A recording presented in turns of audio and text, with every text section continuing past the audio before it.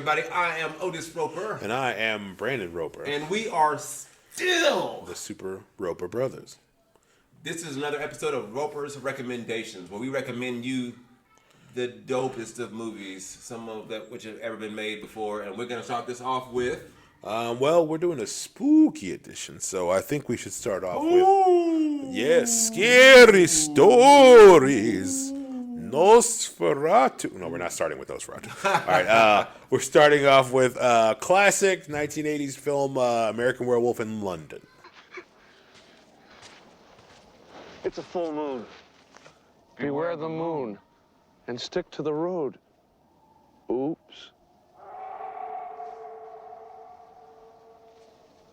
This is the greatest werewolf film of all time. And anybody who says any different, just cut them out of your life. You don't need that kind of negativity in your life. This is directed by John Landis. I cannot remember who it's starring.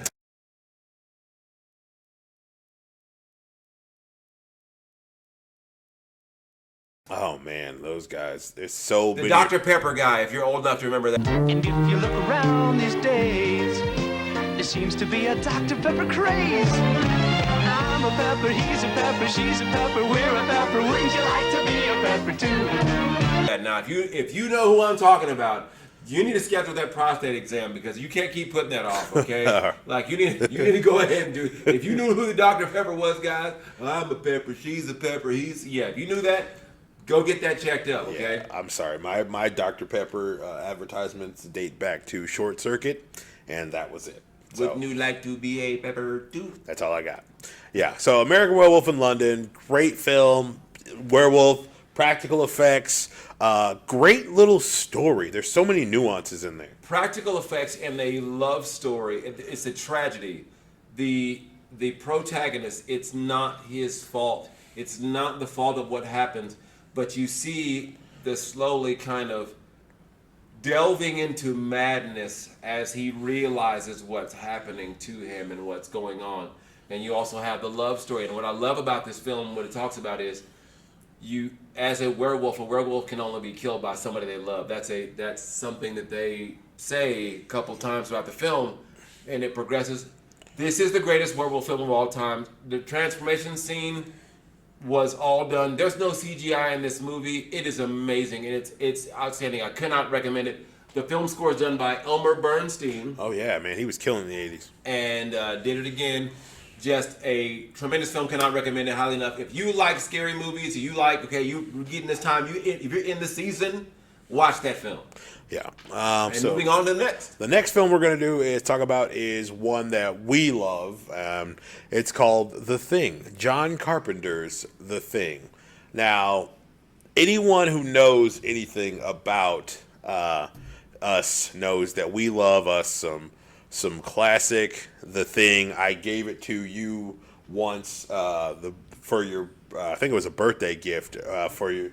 I gave you the board game Escape from Outpost 32. That has been 31. I'm sorry, and that has been one of our favorite things to do for the longest time. The film is a sci-fi film that you don't really know is sci-fi when it starts. When it starts off, you're just watching guys just stuck. I mean, stuck in a situation. It's a doggy. Yeah. It's a cute doggy. Yeah, and you're just dropped into it. And it's a great little, I mean, there's so many things in it. Practical effects. You don't know who to trust. That's the scariest part of the whole thing.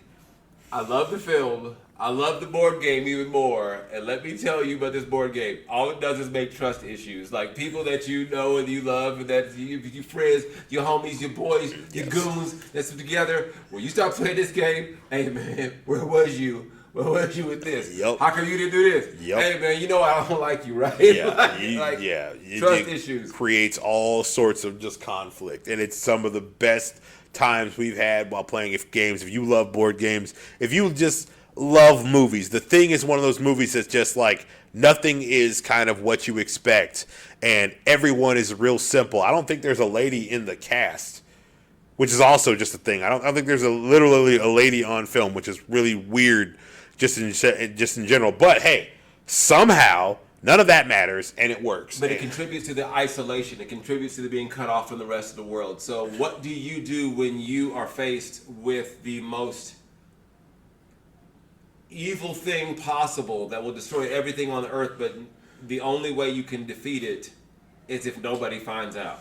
Yes. Like, well, how about that? How do you deal with that? Yeah. Because that's what that film was about. When you watch it with the lights off, watch it in the wintertime, and leave your front door open. That's how I want you. That's how I want you. Don't do any of that. None of that. Bold. Don't listen. No. Don't do any of that. So, great film. Highly recommend it. Keith David. Oh my goodness. What's his name? Kurt Russell. Amazing in everything. Wilford Brimley.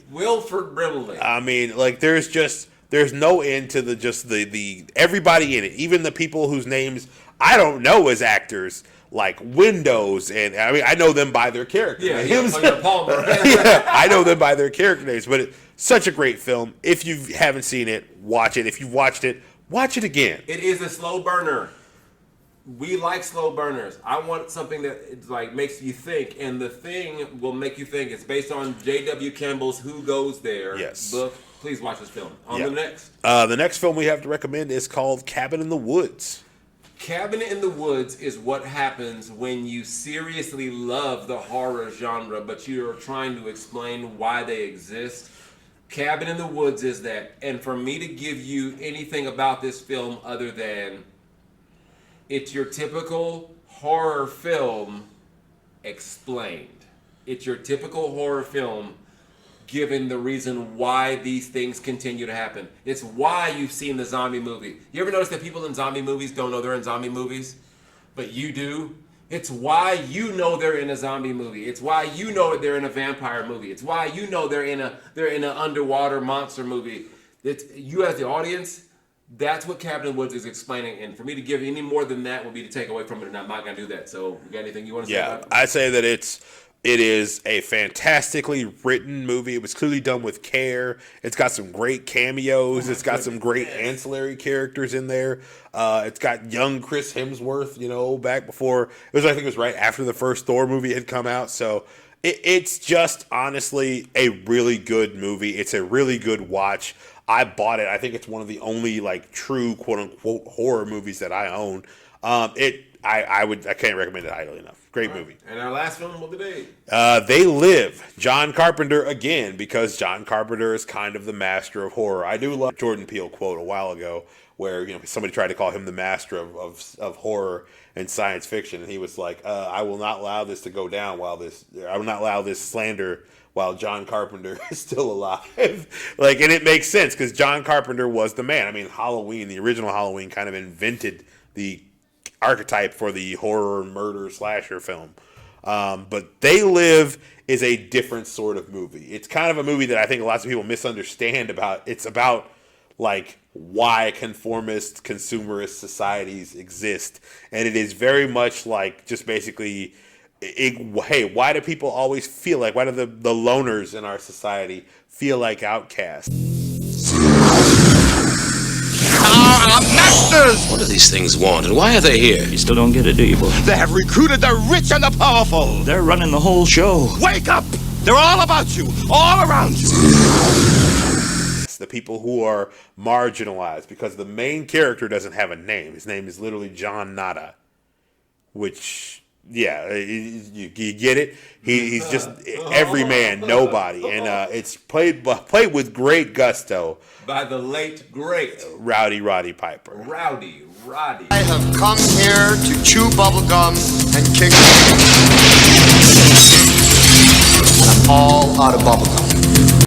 Man, I tell you what. It has one of the best fight scenes that ever happened. Oh man! You think the chicken thing that happens in Family Guy, where Peter fights a chicken? Yeah. If it wasn't for this movie, that never would have happened. No.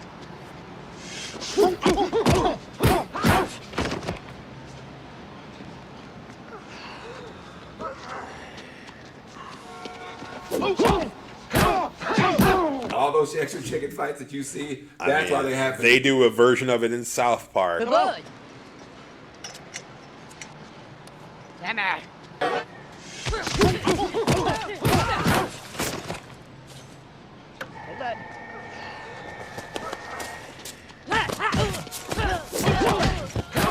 There's this great it's such a and I won't get too far into the movie to like spoil it for you. But basically, John Nada is just a guy who's down in his luck. He doesn't have a job, and he's just kind of drifting from town to town trying to find work. And he comes across these other people who are like homeless, but he's still kind of hanging out on his own and not really worried about it.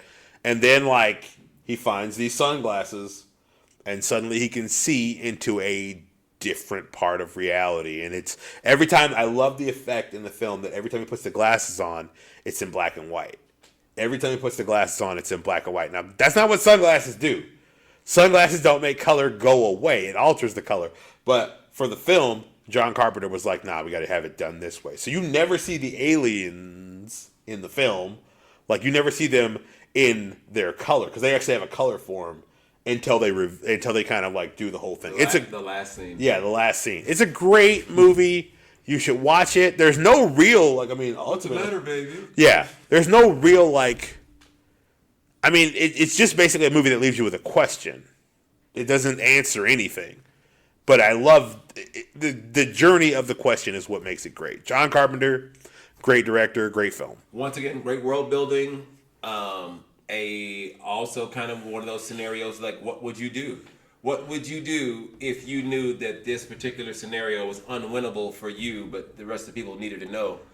These are the Kobayashi Maru scenarios of films. Well, what would you do if you know you couldn't be the hero, but you still had to make an action? What would you do then?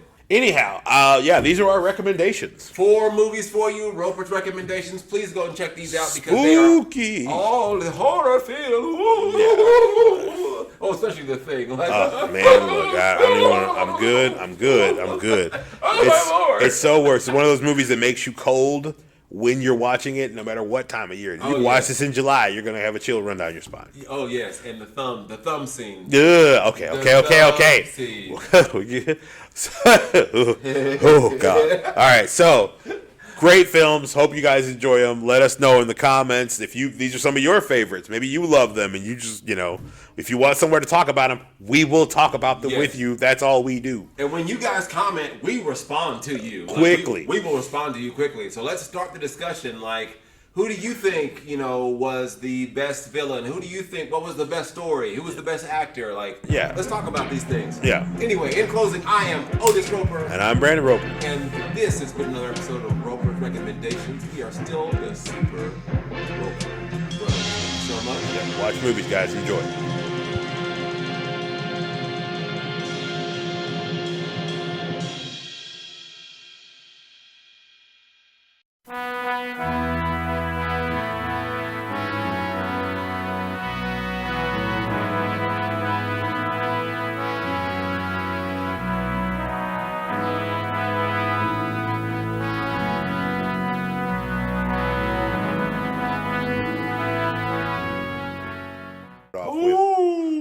Scary stories.